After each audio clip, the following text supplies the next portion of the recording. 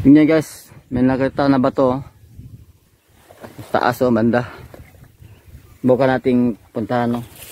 Kung di tayo mahulog dito. Pero mahirap akyatin guys oh. Nakapakatirik oh. Ayan oh. Pero palagay ko may forma siya. So hindi lang kaya natin na puntahan. Bukan natin kunin. Dito tayo umpisa. Dito tayo dadaan. Subukan lang natin guys kung kaya natin kunin yan. Yan guys. Tingnan natin pa bang kaya. Yan guys oh. Akakyat tayo guys oh. Napakatirik guys. Yan oh. Talagang napakatirik guys. Delikado tayo dito guys. Sana wag naman tayo maalis-gasa dito. Ito na guys. Ayan guys oh. Sa palagay nyo guys, ito dito lang ito nagalaw. At tingnan nyo guys talagang dito banda guys may nakabaon. Tingnan nyo guys oh. Merong shells guys oh. Tingnan nyo guys, hindi lang naaabot ng pag-script ng daan dito guys oh. So bukid kasi ito guys no. Bukid ito. So di lang naabot nila yung nilagyan ng item. At wala din silang malay guys na meron nakabaon dito. So ito na guys no. Ayan guys oh. Napakatirik oh. Napakatirik guys oh. So guys. Tapos talagang meron talaga dito guys. Tingnan nyo guys oh. Hindi yan nagalaw oh. Sa agyan tabas yun guys oh. Meron talaga. Ayan guys oh. Tingnan nga guys oh. Ayan oh. Bakit meron dito yan oh. Saka ito pa oh. Ayan itong parang kahoy na bulok. Tapos ito ang pinaka legit guys. Tanggalin natin nga. Simento talaga to. At itry natin to sa bahay. Ayan guys oh, bilog na may butas sa gitna. Palagay nyo guys oh, hindi to ano ng sarilang ano natural guys oh. Talagang ano siya guys oh. Kakaiba talaga siya. At lagay ko simento to guys. At nakadikit siya dito. So ito ay kung sa taas nito guys, ang pinakataas dun pa sa mga 6 feet to 8 feet. So nakuha ng ibang mga ano dito siguro guys. Yan. Ito guys clay na gray. So positive to. Yan dito guys oh. So ulog na natin sa baba guys na. Yan. Yan guys. Balik tayo guys, baka delikado mahulog tayo dito. Okay. Yan. So tayo guys. So ito guys oh. Ayan siya. Subukin natin basagin guys. Yan guys oh. May mga pirates no. Yung mga pirates no. So basagin natin. Yes.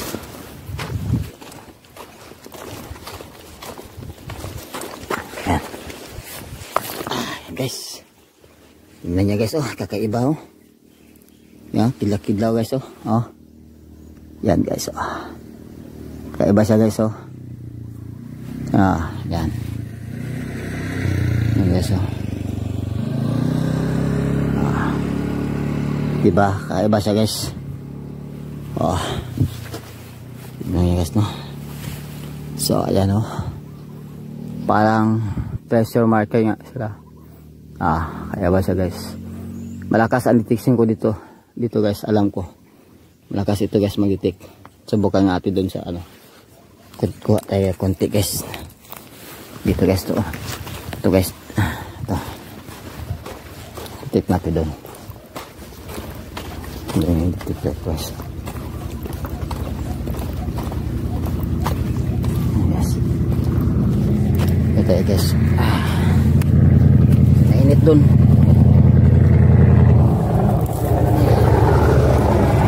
Talaga siya guys no. Kaiba siya. So tayo natin. natin. Guys, tingnan nyo malakas sa mga ito. Decoy talaga ito. Natin.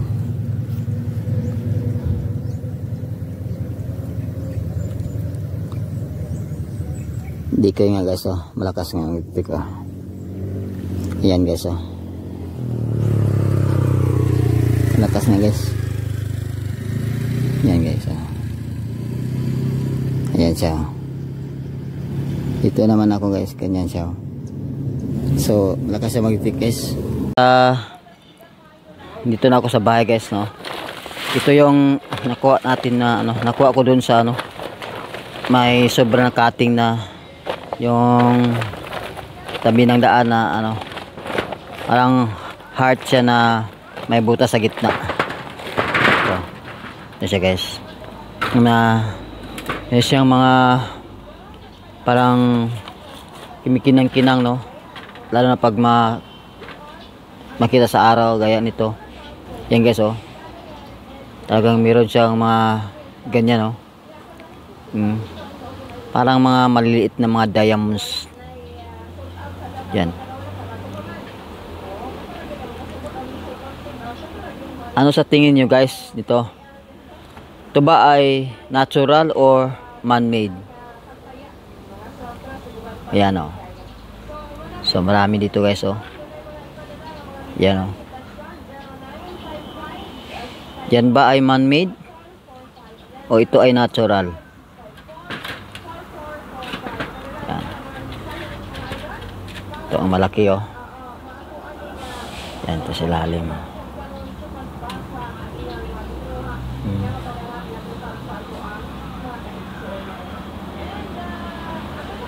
Pero ngayon,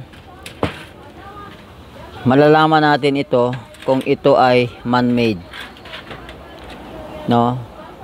Talaga ito isang parang clay na may halo na parang tumigas siya.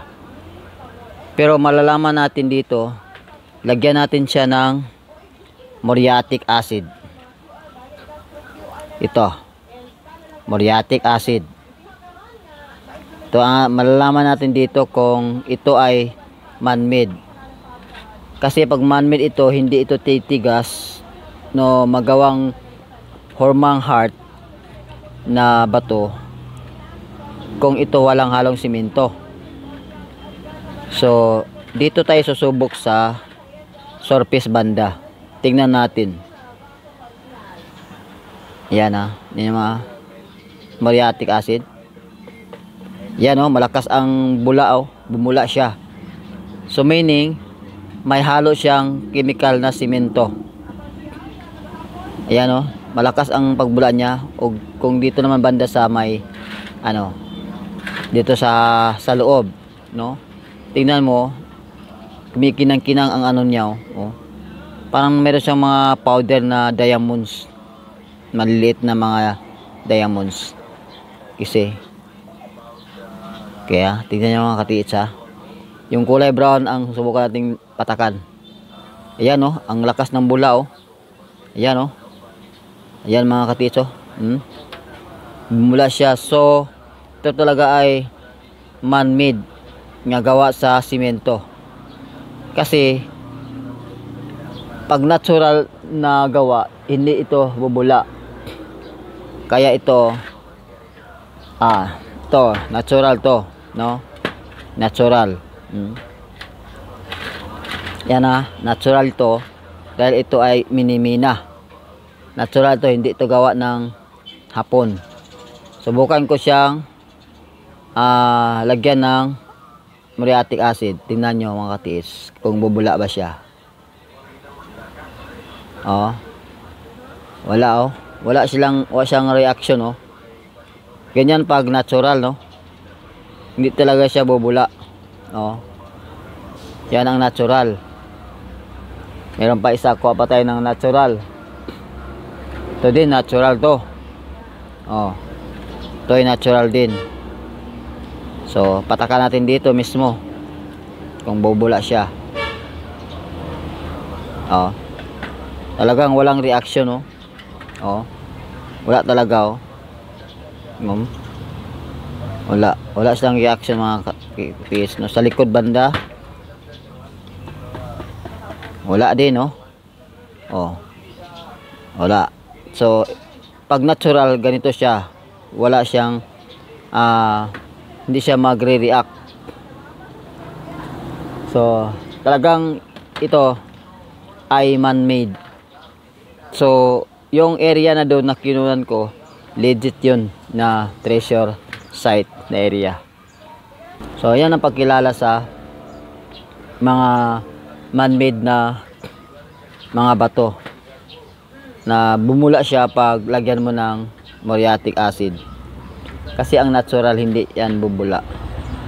So, kung ano ang ma-comment nyo mga katiits, comment lang kayo doon kung meron na ba kayong nakita ng ganito. So, ito nakikita ko din sa mga site na hinuhukay namin na mga bilog siya ang forma niya at minsan may heart din na bilog. Kagaya nito, heart at may butas sa gitna. Ito pang butas niya, oh. Oh, may butas, oh. Talagang butas niya parang diamond.